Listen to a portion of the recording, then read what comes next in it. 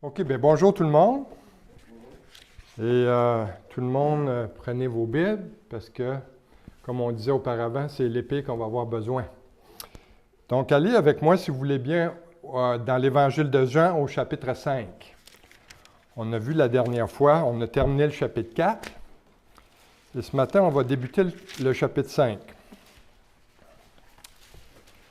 Et aujourd'hui, le titre du message est Paralysé depuis 38 ans, mais guéri instantanément.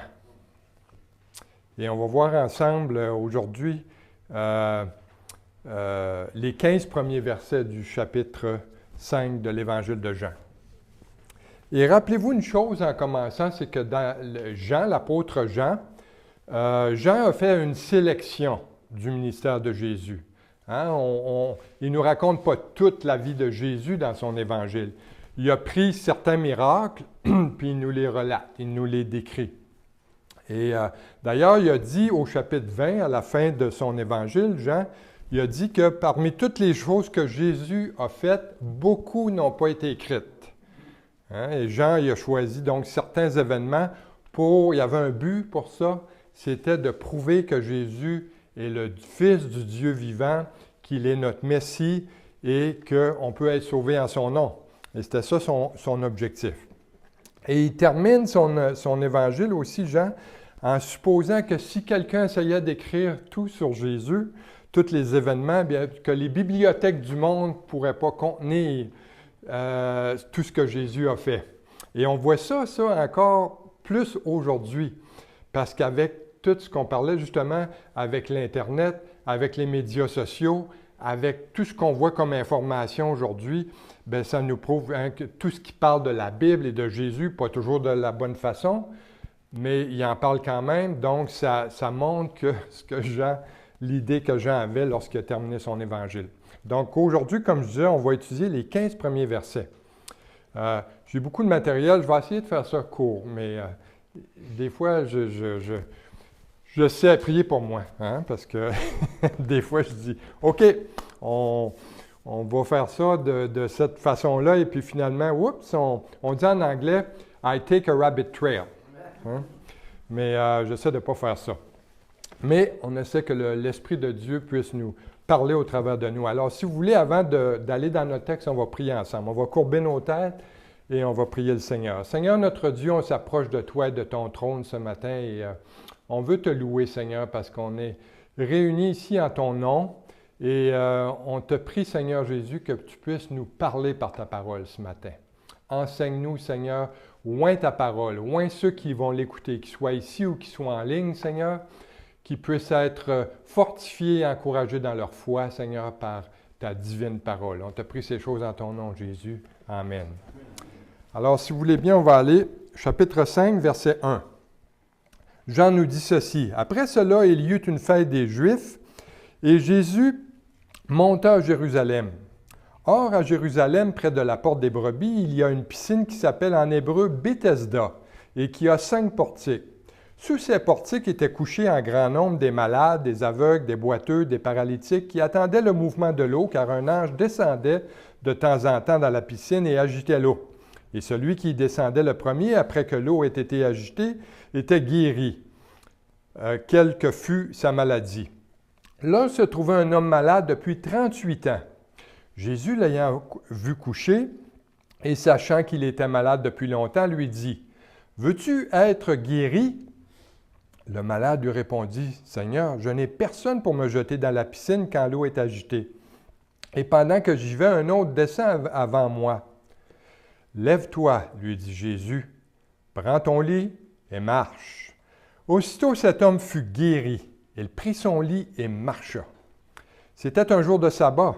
Les Juifs dirent donc à celui qui avait été guéri, « C'est le sabbat. Il ne t'est pas permis d'emporter ton lit. » Il leur répondit, « Celui qui m'a guéri m'a dit, « Prends ton lit et marche. » Ils lui demandèrent, « Qui est l'homme qui t'a dit, « Prends ton lit et marche? » » Mais celui qui avait été guéri ne savait pas qui c'était, car Jésus avait disparu de la foule qui était en ce lieu. Depuis, Jésus le trouva dans le temple et lui dit, « Voici, tu as été guéri ne pêche plus, de peur qu'il ne t'arrive quelque chose de pire. Cet homme s'en alla et annonça aux Juifs que c'était Jésus qui l'avait guéri. Donc, ce que ça nous dit ici, c'est la merveilleuse histoire de la guérison d'un homme paralysé depuis très longtemps. 38 ans, exactement. Et il y a 7 choses qui ressortent de notre texte aujourd'hui, qu'on va regarder ensemble. La première, c'est, dans les versets 1 et 2, ça nous parle de l'endroit où cet homme-là a été guéri. L'endroit. Premièrement, le verset 1, ça nous dit « Après cela ». Ça commence comme ça. « Après cela ». Ça veut dire, Jean ici nous dit, c'est après le ministère de Jésus à Cana, donc quand il a changé l'eau en vin, et celui de la guérison du fils de l'officier du roi Hérode. Au verset 1, ça dit « Il y eut une fête des Juifs et Jésus monta à Jérusalem. » On monte toujours à Jérusalem, c'est sur une colline, Jérusalem. Et quelle était la fête à laquelle Jean ici fait référence? Bien, on ne le sait pas. On ne le sait pas. Mais on sait que dans le judaïsme, il y a 7 fêtes juives. Et selon le livre de Deutéronome, chapitre 16, verset 16, il y a 3 fêtes juives qui étaient obligatoires pour tout mâle de 20 ans et plus pour se rendre à Jérusalem, qui devait se rendre à Jérusalem pour célébrer. C'était la Pâque, la Pentecôte et la fête des tabernacles, ou la fête des huttes, si vous voulez.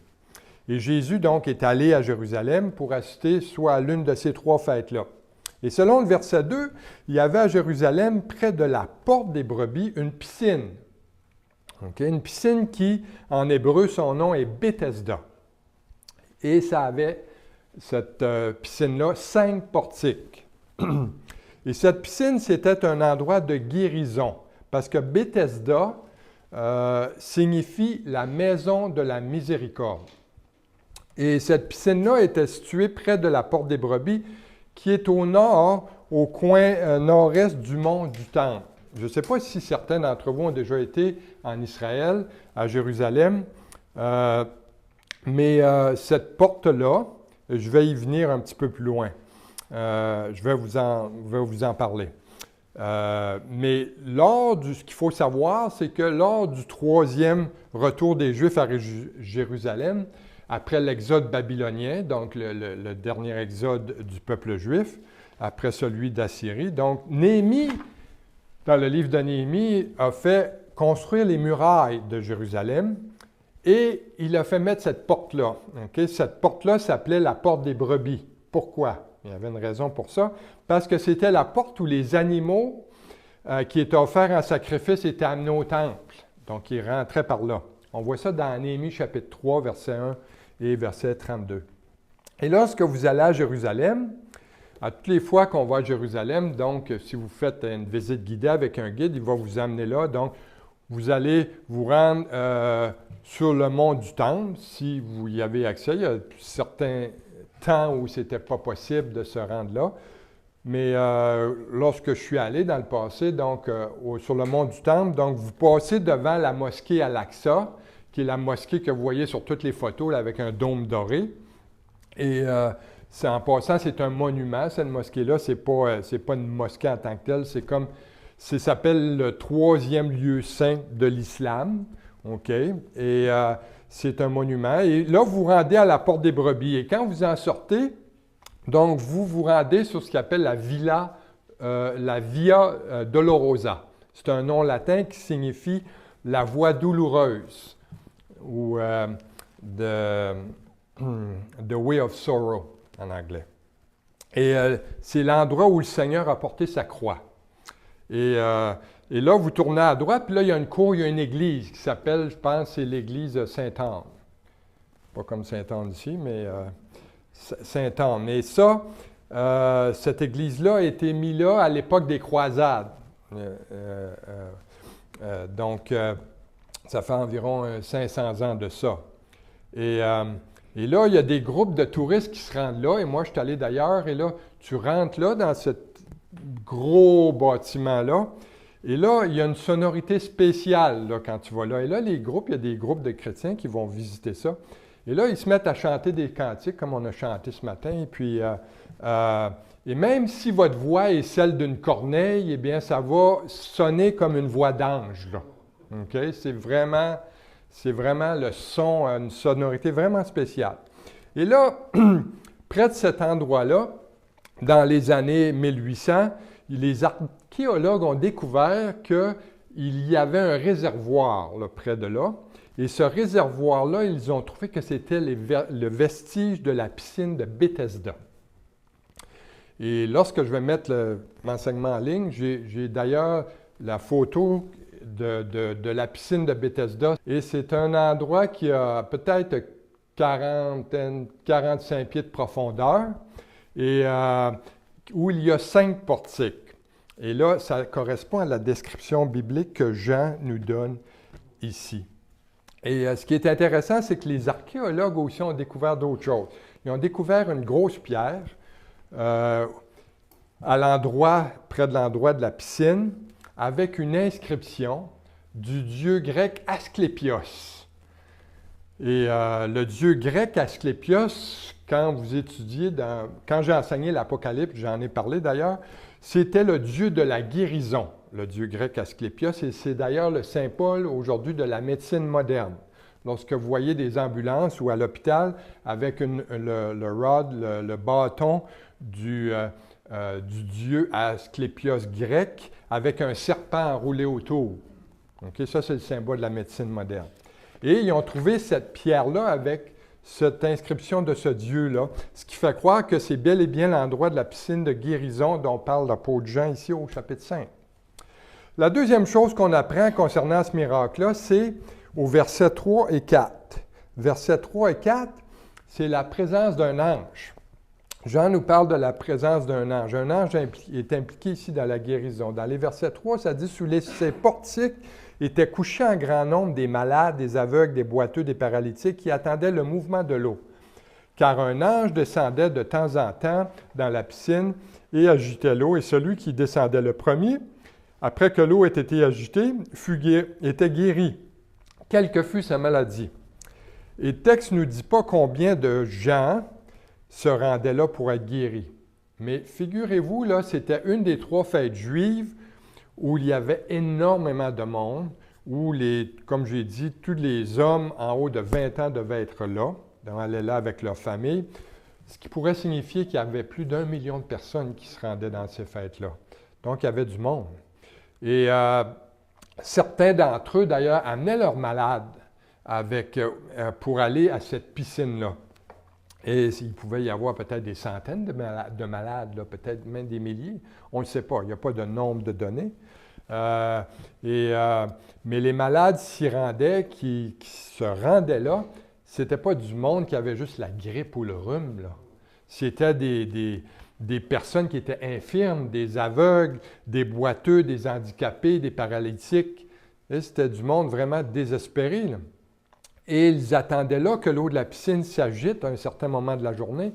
Et là, ils se jetaient dans l'eau en espérant d'être guéris de leur maladie ou de leur infirmité. Et une multitude de gens se réunissaient là à Jérusalem, puis c'était une occasion de réjouissance. Hein, ces fêtes-là, c'était un temps de grande réjouissance et un temps de sacrifice, tout ça, mais il y avait parmi eux des milliers de malades et des milliers d'infirmes sans espoir. Et qu'est-ce qu'a fait Dieu? Donc, un ange venait agiter l'eau.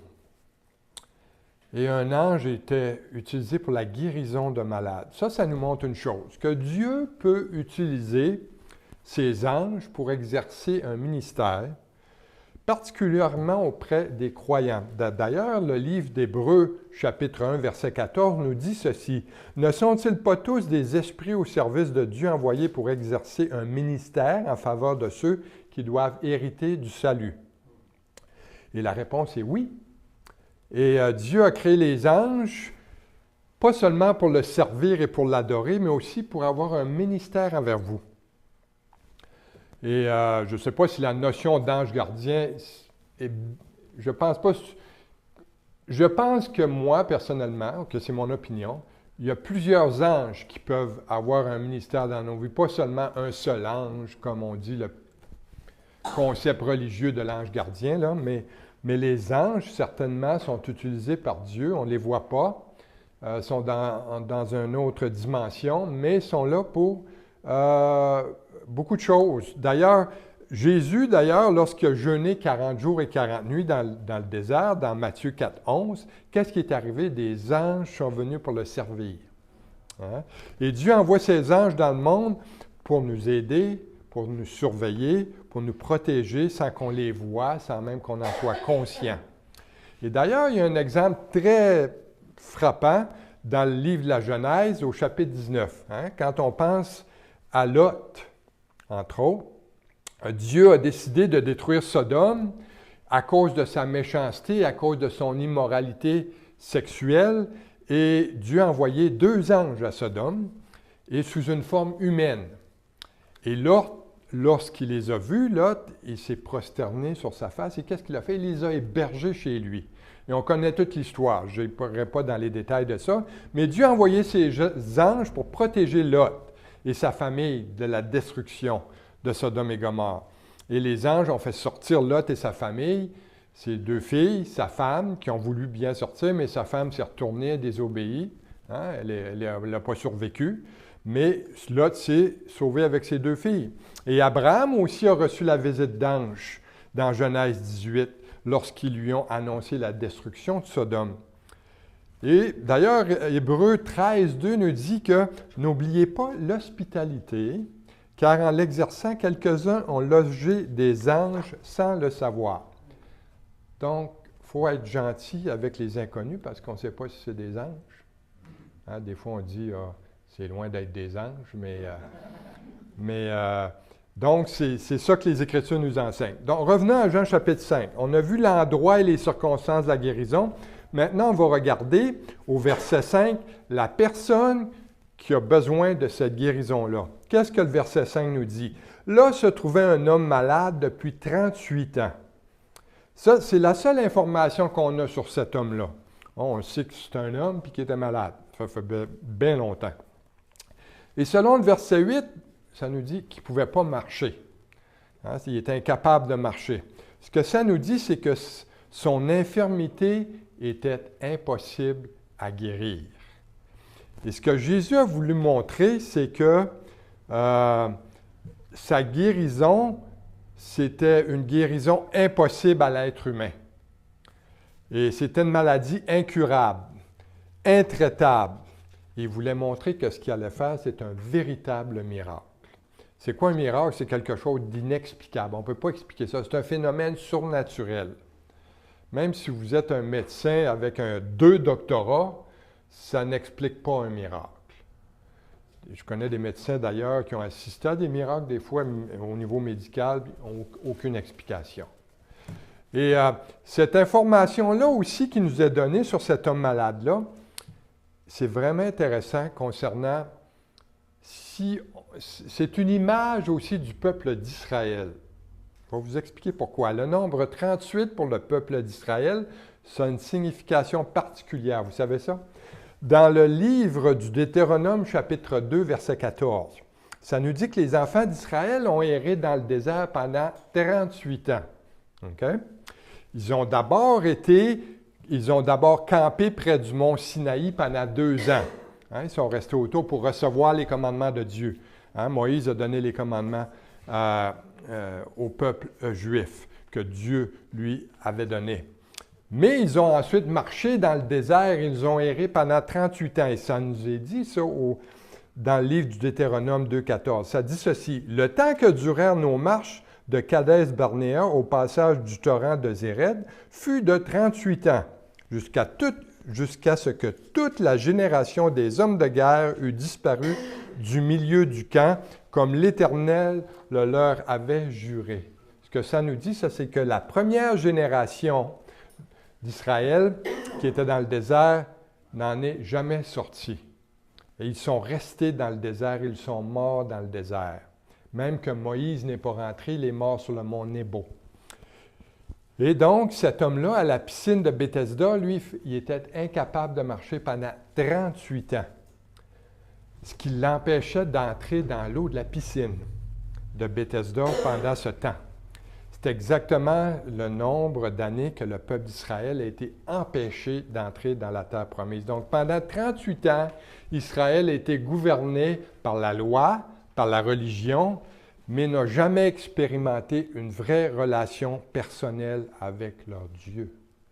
Et cet homme-là, lui, de la même façon, a suivi la tradition de son peuple. Il allait à la piscine, il croyait toutes les histoires par rapport aux guérisons, et il n'avait jamais encore rencontré Dieu personnellement jusqu'à ce moment-là où Jésus est allé le voir. Donc, revenons à notre texte. Regardons maintenant la question que va poser Jésus à cet homme paralysé. Dans les versets 6 et 7, on voit ça. Donc, ça dit au verset 6, « Jésus l'ayant vu coucher. » Arrêtons juste ici pour un moment. Jésus a vu cet homme-là coucher. Il l'a vu. Il a volontairement, il l'a vu, il a cherché du regard. Jésus a arrêté son regard, il a fait ça de façon intentionnelle. Il est allé vers cet homme-là volontairement dans un but précis. Jésus ne faisait jamais des choses par hasard. La coïncidence pour Dieu n'existe pas. Tout est planifié. Et ce que ceci nous enseigne, c'est que durant une fête juive où tout le monde se réunissait pour se réjouir, pour festoyer, offrir des sacrifices, qu'est-ce que Jésus a fait? Il a choisi délibérément d'aller vers ceux qui sont dans la détresse. Ceux qui souffrent, qui n'ont pas le cœur à la réjouissance et qui sont désespérés. Et encore une fois, c'est un bel exemple, c'est tout un exemple que Jésus nous donne encore une fois. Des fois, on se réunit, des réunions de famille ou peu importe, et il y a des gens parmi nous qui sont très malheureux. Et en tant qu'enfants de Dieu, c'est notre devoir d'aller vers ces personnes-là, d'avoir de la compassion pour eux et de leur présenter Jésus, de leur parler de Jésus. Et en continuant au verset 6, Jésus qui l'a vu coucher, donc, sachant qu'il était malade depuis longtemps, lui dit, « Veux-tu être guéri? » Bien, quand tu lis ça après ma barre, tu dis, bien, c'est évident, je veux dire, pourquoi il me pose cette question-là? Je suis ici pour ça. Ça fait 38 ans que je suis malade. Je viens à la piscine pour ça. Mais pourquoi pensez-vous que Jésus lui a posé cette question-là? Bien, je suis content que vous me posiez la question, parce que je vais y répondre. Je pense que Jésus avait vraiment une intention en lui demandant ça. Parce que Jésus est Dieu. Il est Dieu Tout-Puissant. Et il avait un but vraiment précis en lui demandant ça. Jésus voulait que cet homme détourne son regard de la piscine et tourne son regard vers lui. Il veut lui montrer que ce n'est pas la piscine qui va le guérir, mais que c'est lui-même, Jésus, qui va faire ça. Mais pour faire ça, il veut attirer son attention. Arrête de regarder la foule, tourne ton regard vers moi, regarde-moi, regarde ce que je vais faire. Et c'est le désir de Jésus pour chacun d'entre nous. Il veut qu'on détourne nos regards de nos maladies, nos infirmités, nos circonstances pénibles dans notre vie pour qu'on se tourne vers lui. Et ceci, ça ne veut pas dire qu'on ne peut pas consulter un médecin, des fois quand on a besoin d'une prescription ou tout ça. Un frère ici qui a eu recours au médecin, puis tout est bien correct. Mais les maladies qu'on a sur Terre sont temporaires, parce qu'on a une vie temporaire. On n'est pas ici pour très longtemps. Mais Jésus, lui, a une solution éternelle, qui va durer pour toujours. Regardons maintenant la réponse que cet homme-là va donner à Jésus. Okay? Ça dit, le malade lui répondit, « Seigneur, je n'ai personne pour me jeter dans la piscine quand l'eau est agitée, et pendant que j'y vais, un autre descend avant moi. » Donc Jésus lui a demandé, il dit, « Veux-tu être guéri? » Mais cet homme-là, il n'a pas dit, « Oui, je veux être guéri. » Et moi, elle va mourir, elle. Il n'a pas dit, c'est pas la réponse qu'il a donnée, il n'a pas dit un oui ou un non. Non, ce qu'il lui a dit au contraire, c'est que Jésus, il donne à Jésus la raison pour laquelle il n'a jamais été guéri. Il lui montre qu'il a le désir d'être guéri, mais qu'il n'a pas le moyen d'y arriver. Et Jésus se tient devant lui, là, et il donne l'opportunité. Et dans sa réponse, cet homme-là, ce qu'il fait, c'est qu'il demande l'aide de Jésus. Et il lui demande, en fait, cet homme-là, ben, jette-moi dans la piscine, hein, parce que j'ai besoin d'aide, j'ai besoin que quelqu'un le fasse pour moi, parce que moi, je ne suis pas capable. Et c'est le genre de réponse qu'on doit donner au Seigneur aussi, quand on n'a plus d'issue, hein, quand on ne sait plus quoi faire. Seigneur, j'ai besoin de ton aide. J'ai besoin que tu m'aides. Et ça, c'est une belle image du salut aussi, parce que je ne peux pas me sauver moi-même. Hein? Je ne peux pas me sauver, aller au ciel par mes propres efforts, c'est impossible. J'ai besoin de l'aide de Jésus. Hein? J'ai besoin que Jésus me sauve. Et ce qui nous amène aux versets 8 et 9. Les versets 8 et 9, ça nous parle de quoi? Du moyen de la guérison. C'est assez simple, le moyen de guérison, au verset 8. Jésus lui dit, « Lève-toi. Lève-toi, prends ton lit et marche. » Now, Jésus ordonne 3 choses ici à faire pour être guéri. Hein? La première, lève-toi. La deuxième, prends ton lit. Puis la troisième, marche. Mais les 3 choses que Jésus demande à cet homme-là, c'est impossible. Hein? Ce n'est pas possible à faire. Il ne peut pas se lever, il ne peut pas prendre son lit, puis il ne peut pas marcher.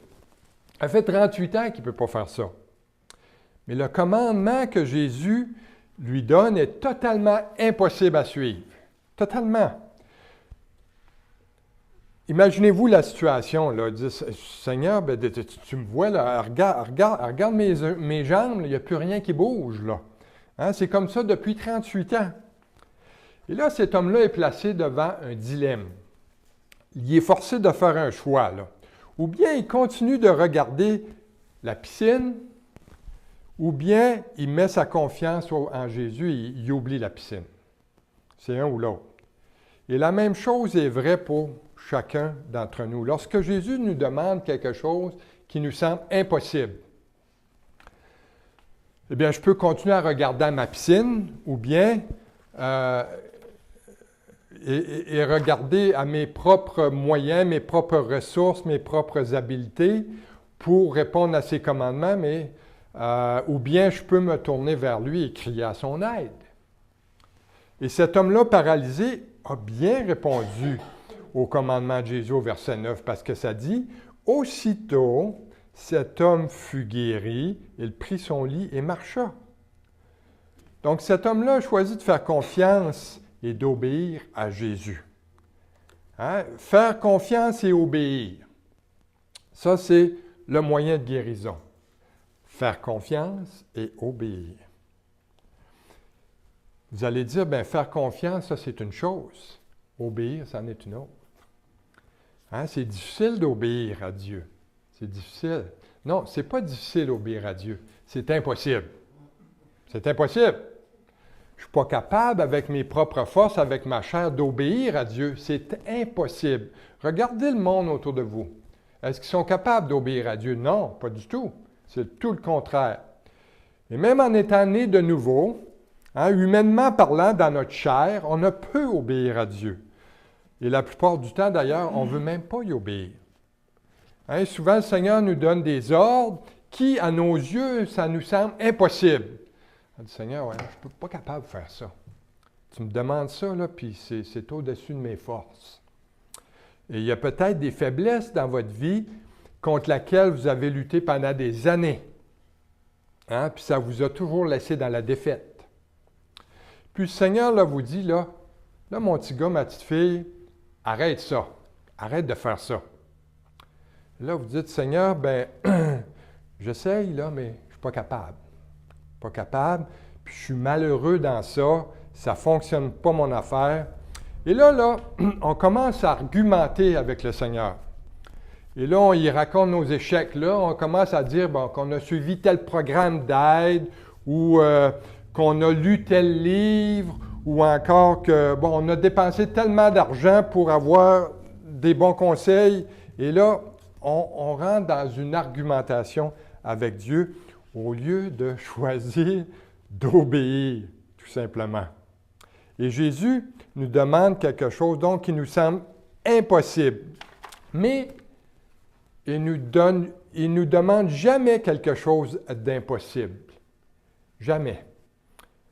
Parce qu'il nous donne la capacité. En tant qu'enfant de Dieu, on a son Saint-Esprit. Et si on veut se soumettre au Saint-Esprit, eh bien, il peut accomplir ce qu'il veut en nous. Et argumentez pas avec Dieu. Hein? Dites simplement, Seigneur, d'accord, Seigneur, et faites-le.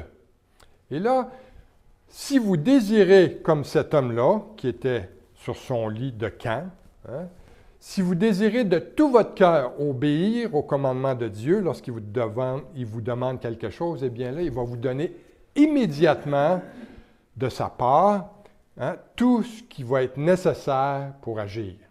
Il va le faire parce qu'il voit votre cœur.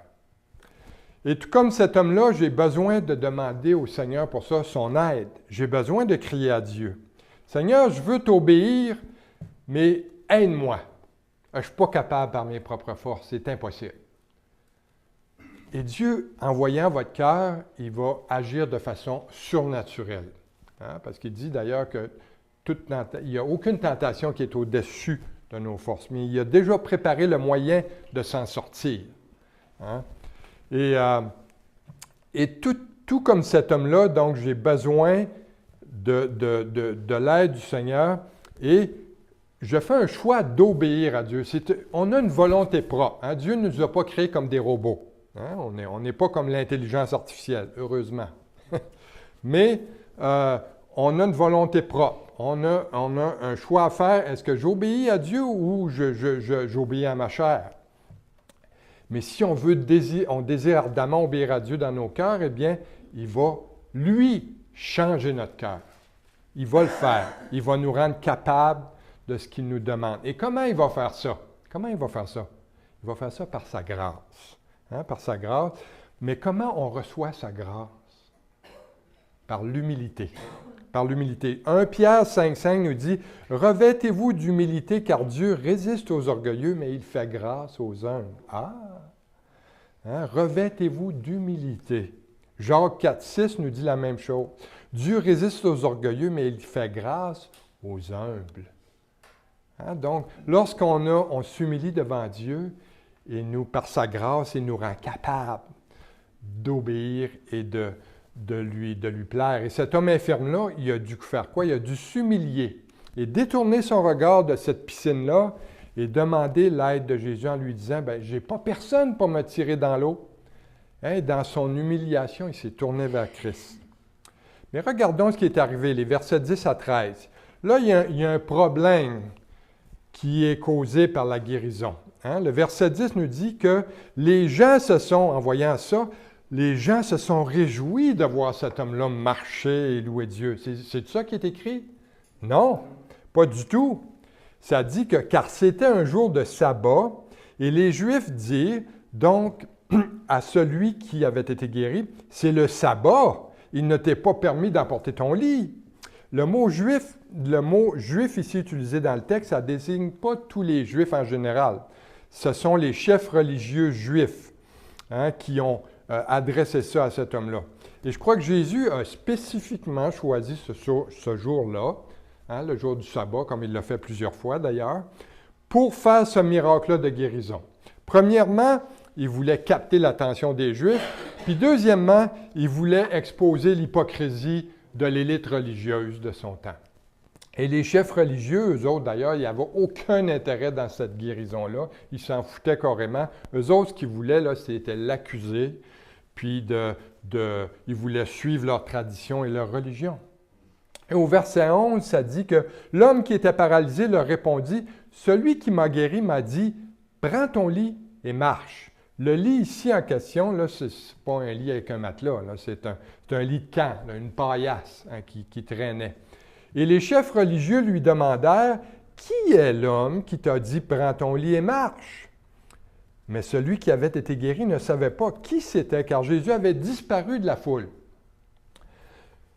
Et là, il faut savoir qu'il y avait une grande multitude là, qui était là autour. Et moi, ce qui me fascine, c'est le caractère de Jésus dans ça. Son caractère d'humilité. Hein? Après avoir fait un tel miracle, là, il est disparu dans la foule, incognito. Il n'y avait aucune enseigne publicitaire avec lui, là, puis il n'est pas monté sur un stage là, pour dire hey, « Regardez, là, cet homme-là est guéri, là, regardez, c'est par le pouvoir que j'ai de guérir et d'attirer l'attention sur lui. » Comme on voit les séances de guérison, là, des fois, là, les gars en avant, ils perdent la carte. Là. Et puis, donc, non, Jésus, c'est pas ça qu'il a fait. Il s'est évaporé. Hein? Et là, personne ne savait qui avait guéri cet homme-là. Et l'homme lui-même ne savait pas. Et le problème, c'est ça le problème de l'être humain en général, c'est qu'il veut être reconnu pour ses exploits. Hein? Et on est dans une génération maintenant de narcissisme, avec tous les médias sociaux où les gens ont tous les accomplissements de leur vie. Je ne suis pas en train de parler comme ça. Il y a des bonnes choses. Tu sais, c'est bien de voir que quelqu'un reçoit un honneur ou un diplôme ou quelque chose à cause des efforts qu'il a fait pour ça. Et c'est pas ça que je suis en train de dire. Mais c'est de voir le mindset, la pensée derrière ça, comment c'est valorisé ça. Et les gens aujourd'hui veulent avoir leur histoire écrite dans le livre des records Guinness. Ils veulent avoir leur nom écrit sur leur nom au temple de la renommée, nommez-les toutes, là, tous les sports, et avoir son nom inscrit sur un trophée. Et l'homme recherche toujours les honneurs. Hein? C'est typique de l'homme. Ça. Il veut toujours avoir la reconnaissance de ses pairs. Hein? Et ça, c'est l'orgueil du cœur humain. L'orgueil. Et notre société, plus ça va, plus c'est comme ça. Hein? Et les gens aiment ça, être vus et admirés et ça.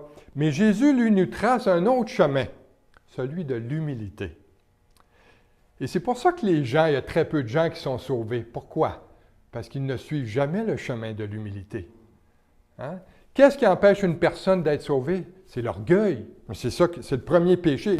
C'est ça que Lucifer, son premier péché, hein, qui est devenu Satan, l'orgueil l'a perdu. Et notre génération est comme ça de plus en plus. Mais Jésus, lui, nous montre comment servir les autres d'une façon discrète, hein, d'une façon personnelle, puis d'une façon sacrificielle. C'est tout un modèle qu'on a à suivre, notre Sauveur. Ce qui nous amène au dernier point. Les versets 14 et 15, qui est la réprimande après la guérison. Verset 14, ça dit « Depuis, Jésus le trouva dans le temple. » Jésus l'a trouvé dans le temple. Ça veut dire que Jésus l'a cherché. Hein? Ne pensez pas que Jésus, là, il l'a juste croisé par hasard, dit « Hein, regardons ça, t'es-tu? » Non. Je crois, le mot « trouver » ici, ça signifie chercher, rechercher activement. Et Jésus a recherché cet homme-là intentionnellement, volontairement. Pourquoi pensez-vous? Bien, je suis content que vous me posiez encore la question. Pourquoi pensez-vous? Bien, Jésus avait guéri cet homme-là physiquement, premièrement. Mais Jésus n'avait pas fini le travail encore. Ça, c'était juste la première étape. Hein? Jésus n'avait pas encore terminé sa job avec lui. Et cet homme-là, Jésus savait que son plus grand besoin, c'était son besoin spirituel. Hein? Qu'il devait aussi être guéri spirituellement. Et Jésus lui dit, « Voici, tu as été guéri, mais il y a encore un problème. » Encore un problème. Il lui dit, « Ne pêche plus, de peur qu'il ne t'arrive quelque chose de pire. » Oh! Voilà le problème. Ça nous amène dans le domaine spirituel. Ça nous montre qu'il peut y avoir un lien entre le péché et la maladie physique. Le péché peut amener des problèmes physiques dans notre vie. Par exemple, et c'est assez évident, par exemple, quelqu'un qui fait des abus d'alcool, il peut se ramasser avec une cirrhose du foie. L'immoralité sexuelle peut engendrer des maladies vénériennes, peut amener le sida, des choses comme ça. Fumer peut causer le cancer du poumon. Et je connais des personnes qui n'ont jamais fumé, ils ont quand même eu le cancer du poumon, mais ça peut augmenter le risque drôlement. Et même le péché peut entraîner la mort physique selon 1 Corinthiens 11, 29 à 30. Cependant, c'est faux de dire que toutes les maladies physiques sont le résultat du péché. C'est faux de dire ça. Ce n'est pas parce qu'on est malade que c'est le résultat du péché. D'ailleurs, on voit ça dans le livre de Job. Job, chapitre 2, verset 7. Hein? Job avait commis aucun péché. Mais Job ne savait pas ce qui planait au-dessus de sa tête. Hein? Et Satan, ce qu'il a fait, Satan l'a frappé d'un ulcère malin, depuis la plante du pied jusqu'au sommet de la tête. Donc, Job était dans la souffrance. Il était frappé par la maladie, mais pourtant, Job était innocent de tout péché. C'est ce que la Bible nous dit. Parfois, c'est peut-être donc une attaque de l'ennemi, notre maladie, comme c'était le cas de Job. Cependant, ça, c'est permis par Dieu. Dieu le permet. Un autre exemple, c'est celui qui est donné aussi dans l'Évangile de Jean, au chapitre 9, versets 1 à 3. Qu'est-ce que ça nous dit? Jésus vit en passant un homme aveugle de naissance. Ses disciples lui firent cette question. « Rabbi, qui a péché, cet homme ou ses parents, pour qu'il soit né aveugle? » Jésus répondit, « Ce n'est pas que lui ou ses parents aient péché, mais c'est afin que les œuvres de Dieu soient manifestées en lui. » Donc, parfois, la maladie peut servir à la gloire de Dieu lorsqu'on guérit, parce que Jésus l'a guéri. Et la maladie peut aussi devenir une source de consolation pour les autres.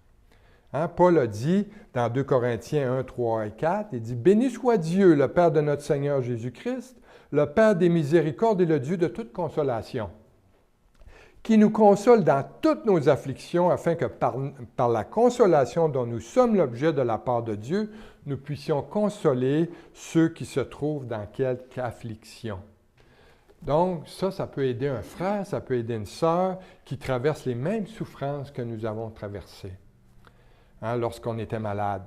Donc, on peut l'encourager, on peut le fortifier par notre vécu. Et donc, les maladies physiques et le péché ne sont pas toujours reliés. Mais dans le cas ici présent, il y a un lien entre les deux, parce que l'apôtre Jean nous le dit. Mais on ne sait pas qu'est-ce que cet homme-là a fait. On ne le sait pas. On sait juste que probablement il a persisté longtemps, parce qu'il a été comme ça 38 ans de temps. Mais là, le Seigneur l'avertit. Hein, Jésus lui dit, « Je t'ai guéri physiquement, maintenant va et ne pêche plus, de peur qu'il ne t'arrive quelque chose de pire. » Et finalement, au verset 15, cet homme-là s'en alla et annonça aux Juifs que c'était Jésus qui l'avait guéri. Donc, il a été guéri physiquement, c'est un fait. Mais là, est-ce qu'il a été guéri spirituellement? A-t-il été sauvé? On ne le sait pas vraiment. Le texte ne le dit pas. Peut-être qu'il est retourné voir les chefs religieux pour donner l'identité de Jésus, parce qu'il essayait de sauver sa peau. Hein, et parce que les Juifs l'accusaient d'avoir transgressé la loi, d'avoir pris son lit, puis d'avoir commencé à marcher. Et qu'en leur disant que c'est Jésus qui l'a guéri, bien là, ça mettait le blâme sur Jésus et non plus sur lui. Il dit, c'est lui qui m'a dit de faire ça. C'est pas de ma faute, là. Ou bien encore, bien, peut-être que dans sa joie, il a raconté sa guérison, de dire, hey, il a témoigné de sa foi, mais honnêtement, on ne le sait pas. Et là, quand on commence à faire ça, on commence à spéculer. On ne doit pas spéculer. Donc, en conclusion, si Jésus a pu guérir un homme paralysé depuis 38 ans, il peut certainement accomplir des guérisons dans nos vies. Qu'elles soient physiques, qu'elles soient émotionnelles, qu'elles soient spirituelles. Cet homme aurait bien pu dire, là, après 38 ans, j'ai plus grand-chose à espérer. On dit en anglais, I'm done. Hein? J'ai plus d'espoir. Mais il a eu confiance dans la parole de Jésus et il lui a obéi. Il a pris son lit, puis il s'est mis à marcher. Ça prend un acte de foi pour ça. Hein? Quand on lit les Écritures, des fois on dit « Ah, ben Jésus lui a dit ça, c'est arrivé. » Non, mais il s'est passé quelque chose là. Il y a eu un point de contact qui s'est fait. Il y a plusieurs miracles comme ça qui nous sont racontés dans les Écritures il y a vraiment quelque chose qui implique la volonté de guérison de la personne. Parce que je peux prier pour la guérison de quelqu'un, mais si cette personne-là ne croit pas qu'elle ne sera jamais guérie, tu sais, dit, non, même si tu prierais, ça ne sert à rien. J'ai déjà voulu prier, moi, pour une personne qui avait besoin de prière et que, aussitôt que j'ai offert, elle a dit, non, c'est correct, je suis OK. Bon, OK, c'est ton problème. Mais, donc, ça prend une confiance et une obéissance. Mais cependant, la plus grande guérison que Jésus peut faire pour l'être humain, c'est celle de l'âme. Hein, c'est celle de l'âme. Et où on trouve ça? C'est au pied de la croix. Hein, au pied de la croix de Christ. Et celle-là n'est pas temporaire, elle est éternelle. Elle dure à l'infini. Et on est guéri pour toujours du moment que quoi qu'on est de nouveau. Et un jour, on va être dans un endroit appelé ciel, hein, où là, Dieu va effacer toute l'âme de nos yeux. Quel jour merveilleux ce sera. Amen. Courbons nos têtes et prions. Seigneur, quel encouragement merveilleux, Seigneur, tu nous as enseigné encore aujourd'hui. Oui, Seigneur, ce grand miracle de guérison, ça nous montre combien on doit avoir confiance en toi et combien on doit t'obéir, Seigneur.